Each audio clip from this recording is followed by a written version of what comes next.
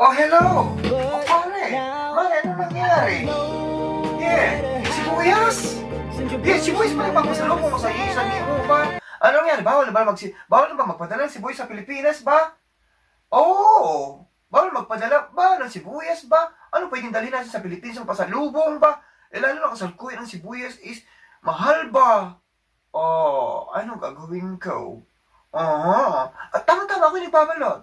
Oh my God, magandang umaga, good folks. And welcome back to my channel. Di naman lalaki marangal na walang tiyangal kumayos. Tumawag si Mare, kumpare. Ang sabi yung trending na sa Pilipinas, nagkakanda ubusan ang sibuyas at nagkakanda hulihan sa eroplano ng sibuyas pa mga crew.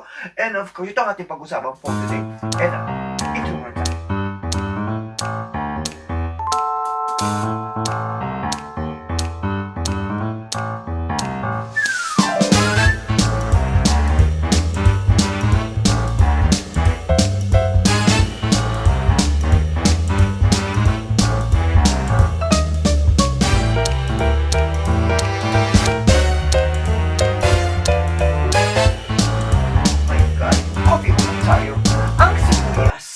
Nagkakandubusan ng sibuyas.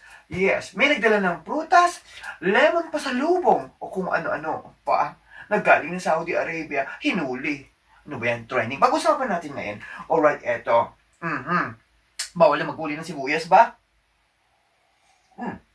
Dahil malamig ngayon. Oh, eto ako.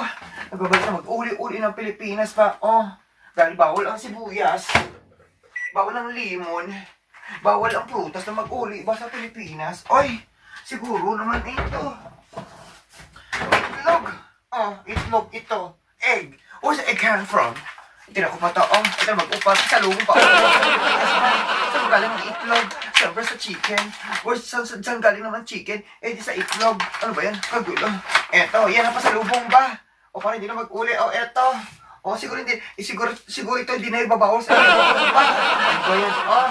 Eto, yan! Ano ba, pag-usapan natin, nagkakandaubusan ng sibuyas, oh my God, sa bansang Pilipinas, anong gagawin natin? Bawal na ang magdala ng sibuyas! At bawal na rin magdala ng lemon! Yes, imagine ang ating mga Jawar Cats, mga flight attendant, hinuli! Yes, hinuli kasi may dala silang sibuyas. Siguro ito naman, ano ba mga itadala mag-uli sa Pilipinas ba?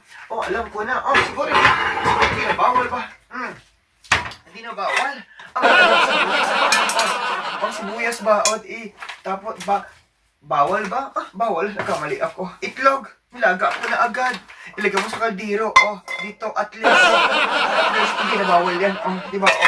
Impake na natin. At saka ito pasalubong hindi kasi balik natin. Ano ba yan? Yung nagkakandaubusan ng sibuyas. So that's why, nagawa ko ng vlog. Huwag naman. Kasi boys na nga lang ang ating pasalubong. Tapos, asa ng hostisya, kape muna tayo. And of course, kasi ang sibuyas is the one of the most important ingredient sa ating mga lutuin. Yes, kung walang sibuyas, siyempre, wala tayong adobo. Kung walang sibuyas, wala tayong sinangag. Kung walang sibuyas, wala tayong sinigang. Diba? Ang sibuyas, nakaka-L. Yes, at ang organic, ang sibuyas is organic. It's organic ornamental vegetables, and of course this one is medicinal plants. Yes, so that's why ang sibuyas nagkakandara pa tayo sa sibuyas. So that's why ang sibuyas, yes, hindi natin magigisa si pansit pag walang sibuyas. Hindi tayo makakapaggawa ng sisig pag wala si sibuyas. And thank you sa pa. Siyempre, sibuyas ang mga mahal kong kaibigan, di ba? Magluto ka ng pakbet, sibuyas. Magluto ka ng dinuguan, sibuyas. And of course, when you're making something like spaghetti or steak or something like a mixed sauce without onion, siyempre, hindi kumpleto pag walang sibuyas. Ewan ko, ang hirap naman. Sibuyas, yes. Kung tiniktik na sibuyas, yes, this all we do like buy like a dried onion, like yung parang yung chopped onion na binilad, yun ang uwi natin, no? No, it's alright. Because the most important is the onion is napaka-importante nga. Nagkakandubusan, nagkakandarapa, Ano pa? Ano ang gagawin natin? Wala naman sibuyas, di ba? Bawal na magdala ng sibuyas, mahal kong kaibigan. Hindi kumpleto ang ating araw pag hindi tayo kumain ng sibuyas. Hindi kumpleto ang ating hamburger pag wala kang sibuyas. Yes, hindi kumpleto ang niluto ni kumpare, niluto ni Afam. Pag wala kang sibuyas, ang ating oxtail, ang ating paksiw. Hindi masarap pag wala siyang sibuyas. And I thank you. Magsibuyasan tayo. Balat sibuyas ka ba? Eto na, nagkakaundubusan na ang sibuyas. So that's why, bawal na magdala ng sibuyas. Siguro naman ang etlog. Ang etlog, hindi na bawal magdala ng itlog. Idala mo sa kaldero ba para pag iniskan yan ba? Ay, hindi na makita-kita ba? Di ba? Ay, paano ba yan? Magdala pa naman ako sana isang kahon na sibuyas. But, anak ko, baka mahuhuli din ang ulihin nila. Sabi ko kay kumare ng flight attendant, paano pakidala ng 10 kilo sibuyas sa Pilipinas? Oy, sabi niya, tumawag siya, bawal na magdala. Yes, saan ka pa? Paano magluto ng dinuguan ba? Ng dinakdakan? All kind of foods. And pag wala sibuyas, thank you. Sakay kaya sa barko. Pwede rin, di ba? At least sako pa. But hindi rin makakalusot. Ano gagawin natin? Ang sibuyas baw.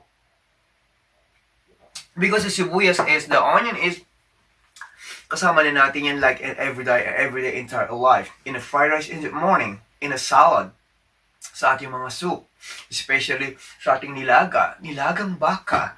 Yes, kalgyuretang baka. Yes, nilagang lalaki. Kung lalaki ba siya, paano mo ilalaga pag walang sibuyas? And I thank you. And of course, ang sibuyas is nakaka-L. Ibig sabihin is love. So may splendid thing. Malaking tulong din ang ating sibuyas sa pagluluto at sa lahat. And I thank you. Ano ba yan? Ay, nalulungkot ako. Sayang naman ang sibuyas. Ano ba yan? Kapag-impake na nga. Ito na lang. Itlog. At least ang itlog ay wala namang idadala sa Pilipinas. Ay, bawal ang sibuyas. Huwag na magdala. Walang limon at prutas ba? Yan na pasalubong. Diba? Sabi nga ni Rapi Tulfo, sabi niya, pasalubong yan ang sibuyas ba? Eto na, at least, itlog na lang ang ating dalhin. Balot na ba yun? Ay! Ang ating sibuyas na trending ngayon. And I thank you. And of course, maraming salamat po sa inyo lahat. And of course, just leave a comment and down below. And of course, subscribe lang po kayo sa ating sibuyasan. Magsibuyasan tayo? Sibuyas ka ba? Sibuyas ka ba?